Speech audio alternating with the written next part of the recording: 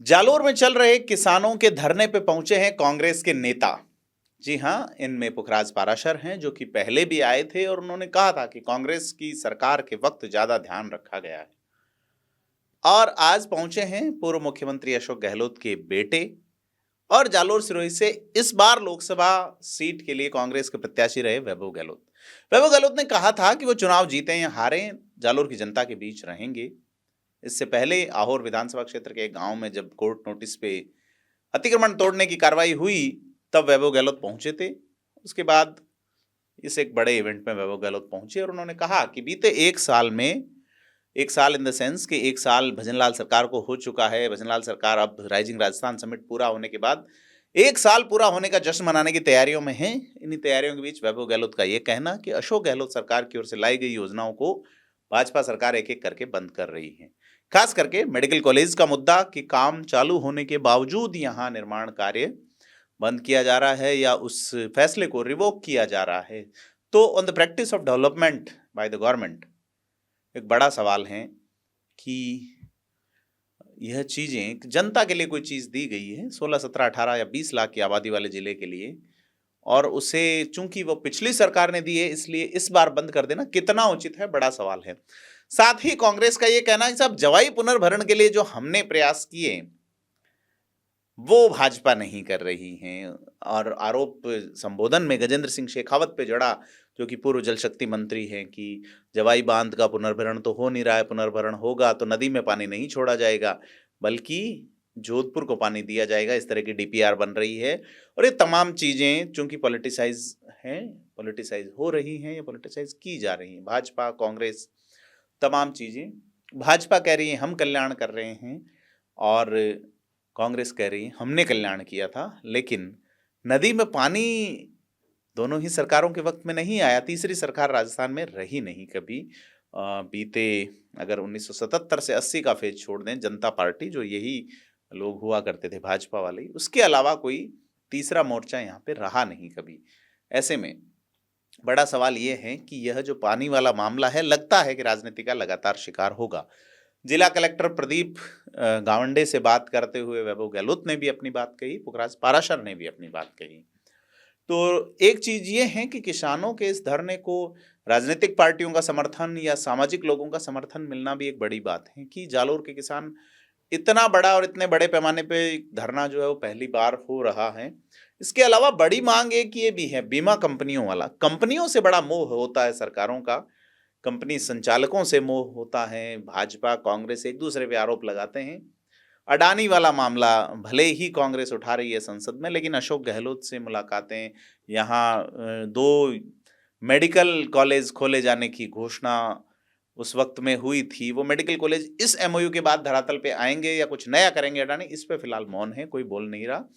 और जो घोषणा हुई थी उनका क्या होगा, तो घोषणाओं में सारा कुछ अटक के रह रहा है। खास करके राजस्थान में हुई ये जो राइजिंग राजस्थान समिट जो हुई है, इसके बाद भजनलाल शर्मा का ये कहना कि वो हर साल इसका रिव्यू करेंगे, 2 साल बाद फिर से समिट करेंगे, आपको हिसाब देंगे, तमाम चीजें हैं और बड़े पैमाने पे इन्वेस्टमेंट की बात है। 1 हेक्टेयर तक की जमीन के कन्वर्जन का मामला भी।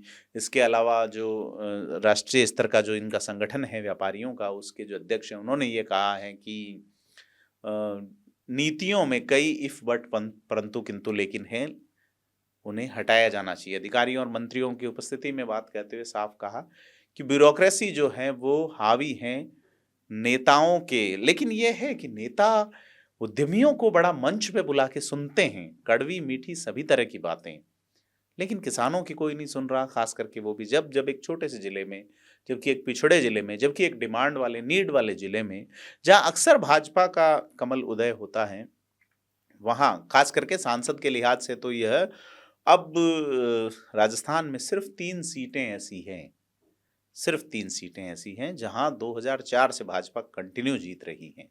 बीकानेर, झालावाड़ और जालोर, तीनों ही एक कोना दावे हुए हैं और तीनों ही सीमांत सीटें हैं। और बड़ा सवाल ये है कि क्यों नहीं इन किसानों की ओर देखा जाता। झालावाड़ बारा में भी एक इशू है जहां 1 लाख के आसपास पेड़ काटे जाने की बात है या उससे ज़्यादा कोई एक प्रोजेक्ट के लिए, और उसके खिलाफ वहाँ के सांसद दुष्यंत सिंह हैं। किसानों का मुद्दा वहाँ भी, फ्लोरा एंड फौना का मुद्दा वहाँ भी आएगा।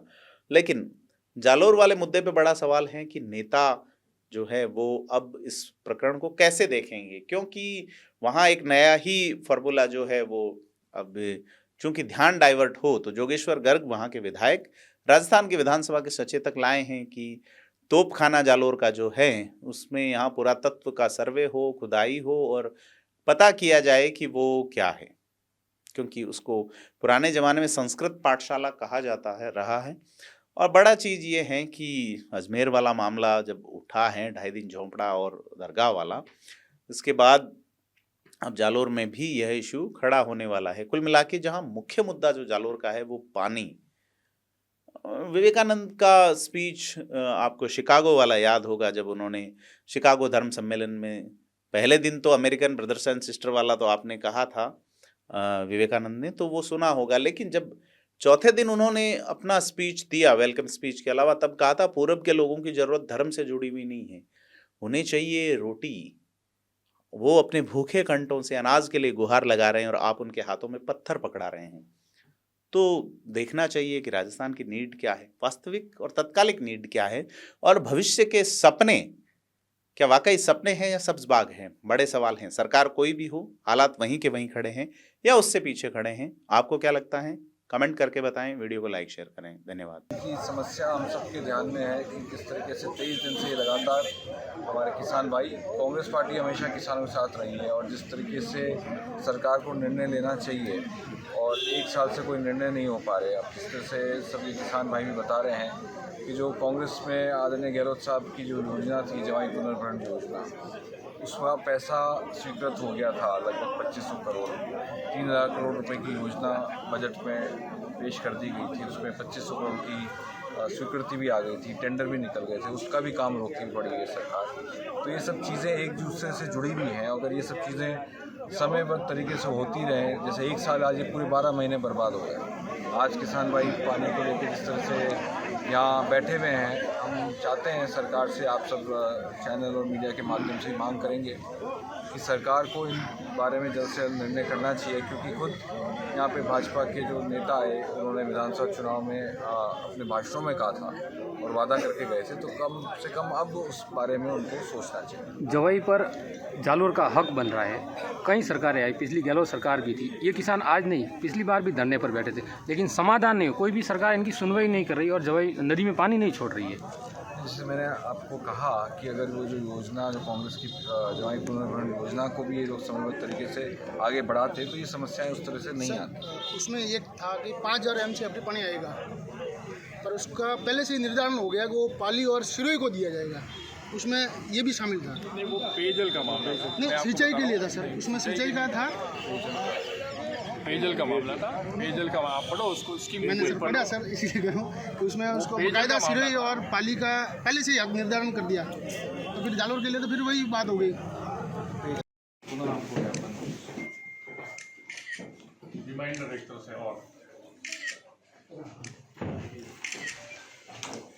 हम सबका तो यही निवेदन है, किसान 23 दिन हो गए काम। आपके माध्यम से बात राज्य सरकार तक पहुँचे और